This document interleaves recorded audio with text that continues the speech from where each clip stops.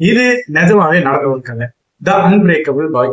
என்னதான் பண்ணாலும் இவங்க உடைக்கவே முடியாதா அப்படின்னு ஒரு கான்செப்ட் தான் இந்த ஒரு படம். அதுக்குன்னு ஃபேண்டசியான ஒரு சூப்பர் ஹீரோ படமா அப்படின்னு கேட்டா அது கிடையாது.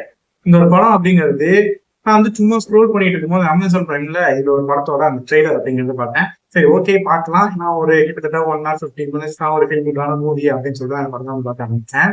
ஸோ இந்த படத்தை பொறுத்த வரைக்கும் ஆர்டிசம் இருக்கக்கூடிய ஒரு பையன் அது மட்டும் கிடையாது, அவனுக்கு ஈஸியா உடையக்கூடிய போன்ஸ். உதாரணத்துக்கு சேர்ல உட்காந்து கீழே இருந்தா டக்குனா அவனுக்கு போன்ஸ் வந்து உடஞ்சிடும்.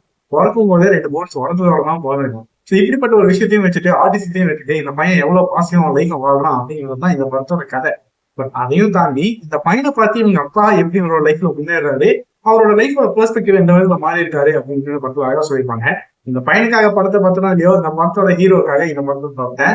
சஷாங்க் படத்துல நடிச்சிருக்க அந்த ஹீரோ தான் இந்த படத்துல ஹீரோ இருக்காரு. அவர் எனக்கு ரொம்ப பிடிக்கும். ஹேரோட அந்த பர்பிள் படம் பார்த்துருந்தாலும் தெரிஞ்சிருக்கும். ஸோ இன்னொரு படம் கண்டிப்பா சிம்பிளா செட்டில் ஆனா அழகான ஒரு படம். தமிழ் டப்டும் அவைலபிளா இருக்கு. அமேசான் பிரைம்ல அவைலபிளா இருக்கு. ஸோ டைம் இருந்தா கண்டிப்பா செக் பண்ணி பாருங்க. த அன்பிரேக்கபிள் பாய்.